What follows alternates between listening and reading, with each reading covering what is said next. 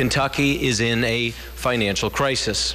That is a reality. Kentucky Governor Matt Bevin says he will veto the budget and revenue bills passed by lawmakers. He believes the budget doesn't make enough cuts, blasted the last-minute tax changes, and says lawmakers overestimated how much revenue will come in. The whole thing is not as thoughtful or as comprehensive as it needs to be. If we're going to do tax reform, and we need to do tax reform, it needs to be more comprehensive. House and Senate Republican leaders rebuffed the governor, issuing a joint statement that read, in part, "We believe Governor Bevin is misguided in his interpretation of the budget and the revenue bills."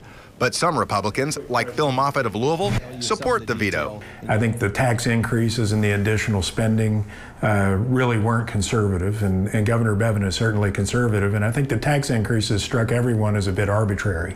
Democratic lawmakers also opposed the budget, although for different reasons. House and Senate Democratic leaders issued a statement saying, in part, the revenue bill shifts the tax burden to 95% of working families while lowering taxes for corporations and the richest 5%. It's unclear if lawmakers will come together to override the governor's veto when they return on April 13th. We need to govern in a different way. And so I think they'll get that done, and we'll see as to how it proceeds. My point is this: we have time to work, and we'll work on this together, and we'll get this done.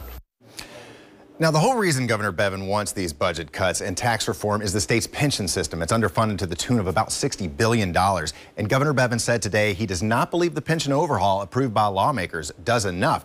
But asked whether he's going to veto that too, he was non-committal. Mark Vanderhoff, WLKY News.